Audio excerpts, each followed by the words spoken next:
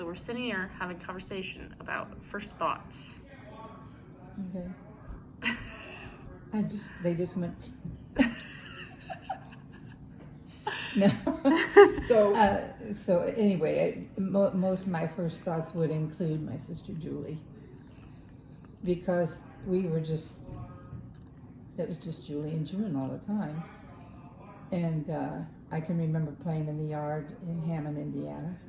I can picture the house, the park down the street, and that type of thing. And then the other memories I have of that are, well, I think we went from there to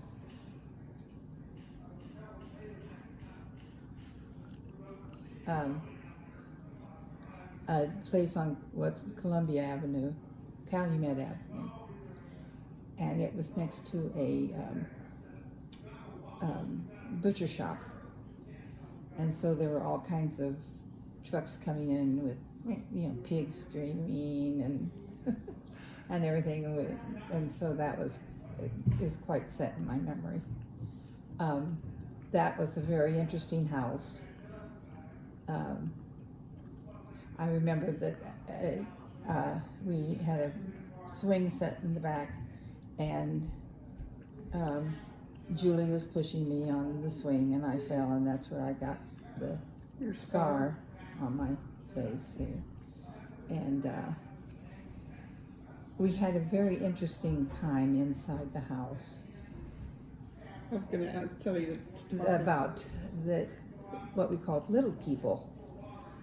And there was a parlor off the front room, and there were little people that were there. And they had their own little village, or whatever you might call it, and we could talk to them, and and so that was an unusual situation.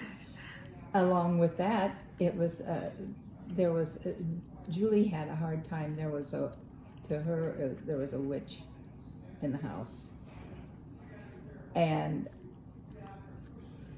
there was also a cellar, a basement, and when you opened the door, the little people would try to keep us from going down there.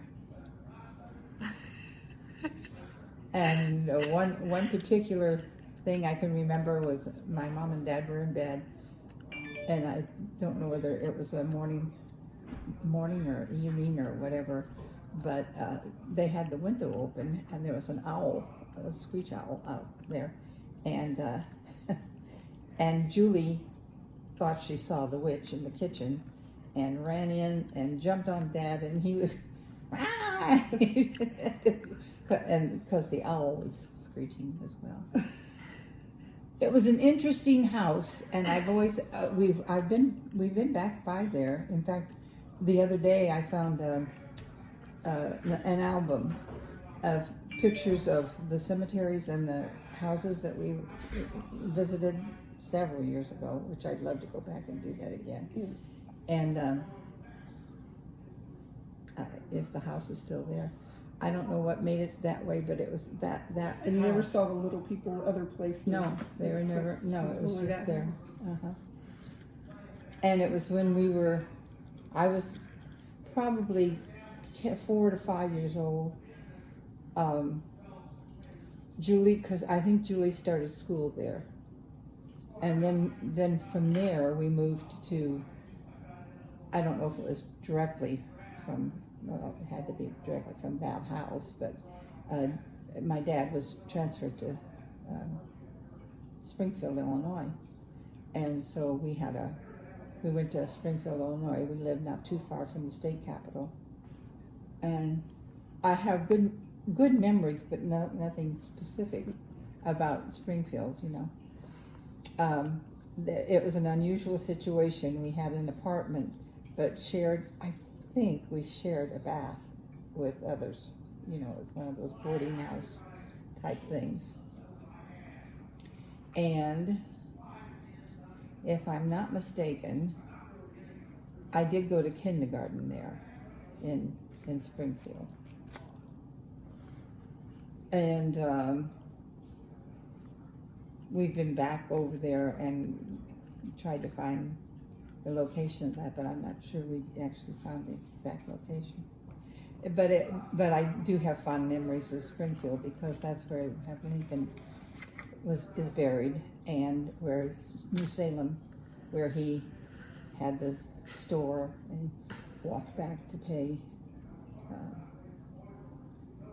to return money that was overpaid for something. I don't remember the whole story. But was always a really neat place to go. I wonder if it's still as nice as it was. It was just an old frontier town type situation. Then we went back to Hammond, and I remember it was Woodlawn Avenue, and I'm not too sure whether we actually found that house when we went around looking. I don't think I was with you when you did up there. You don't think so? I think it was you and Dad. And I remember the house because it had a spiral staircase. It was really neat. And Uncle Bob came and visited us several times. That's my mother's brother, stepbrother, and he bought us, Julie and I, dolls, life-size dolls, kind of like a rag doll, But big? Yeah, they were life-size. They were about 6 or 7 year old child, you know. And I don't know whatever happened to those. I always wish I knew. And then behind that house was a railroad crossing. You know, they did a lot of Yard. Yeah, railroad yard. And we obviously were told we were never to go back there, and we didn't. But it was interesting to. I kind of remember that. I don't know why. And then from there we came down to Indianapolis in Edgewood, and I was in the 1st and 2nd grade in Edgewood grade school, and I really wasn't sure about that until I found my grade card from that in all those boxes the other day, and we lived on Hardigan. And that was the funny story about that was I remember one Halloween we got dressed up to go out trick-or-treating, and my dad was a real nut anyway, and come to think of it, he must have had a similar problem to my husband. Always having to go somewhere when everybody needed to go somewhere. Anyway, we were going out, and we were waiting for him to come down from the bathroom, and he opens the window and he says, "You better go on without me." For some reason, I can remember that as quickly.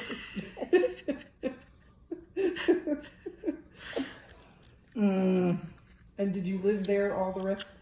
No, we lived there, and there were Stedmans that lived behind us. They were kind of. It seemed like we always ended up near an older couple that, you know, kind of grandma and grandpa to us type of thing, and they lived behind us, and they were the ones that got us, got Mom and Dad interested in going to. Well, every time we went somewhere, we always found a church, and it was never a particular denomination. It was just somewhere where. We were invited to go, and also they were members of the Southport Baptist Church, and so we started going there, and Grandma's getting louder on this video than Grandma is. Yeah. Why is he yelling? Because he's talking to Uncle David. Yeah, and I'm surprised you can't hear David too. Anyway, there wasn't too much. I remember an icebox and having a block of ice delivered to, keep the ice, the food, It was more like a milk delivered and all that. I remember that there. And I think that house is still standing. Another thing about Edgewood, maybe. I found some letters that Julie and I, but Julie wrote a couple of them to our dad when he was in New York. And I don't know why he was called to New York, but it was obviously through Chef Boyardee kind of thing. And so Julie was talking about mother doing ironing, and she was ironing too. And they were decided that they wouldn't keep the black lady who was going to be ironing. She didn't think that she could handle the job because she only had the one day free to do more work, And so, and then that brought up another memory of going to, there was a lady from church that lived off of Emerson, and we would take either laundry and ironing or just ironing over to her. I remember making that trip every once in a while with Mom to get that. So why she liked to have everything ironed, but I don't understand. Why she didn't do it? Why it wasn't. So I never thought of ironing being that critical. But back then, maybe everybody, back then. I remember you ironing. Yeah. So anyway, I gave that up real quick, didn't I? And so anyway, that was just some of the things I remembered about Edgewood. Well, then we moved to Beech Grove, and that's where Uncle Tom was born when we were there. So I was 9 years old when we moved there, or at least near there. We had a good time. There were, it was on 5th Street, and I think the house is still there. And I remember one of the girls a friend that is still a friend. Her dad was the pharmacist in Beech Grove, and then when in a roundabout way ended up going to Manual, she and I were good friends, and we still are. But most of my time growing up, my friend was Julie, and so I didn't have to worry about having anybody else around because I always had her. And I kind of think she felt Were you the guys same way. a full year apart, or 14 months? 14 months. Yeah. And so let's see. Do you remember Mrs. Dill at church? Mm-hmm. She was my 3rd grade teacher there in Beech Grove, and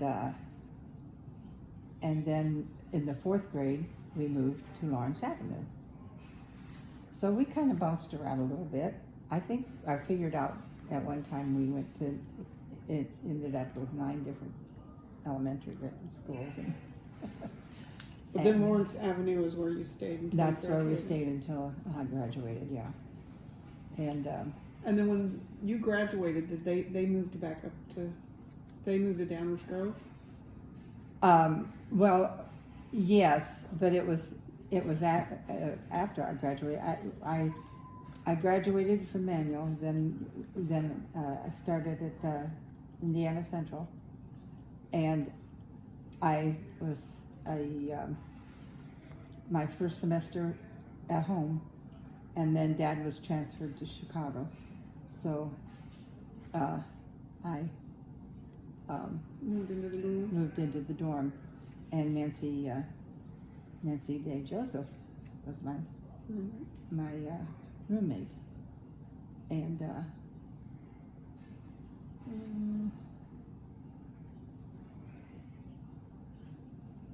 so that kind of takes me up to college, and I don't. Let's stop it there for this one.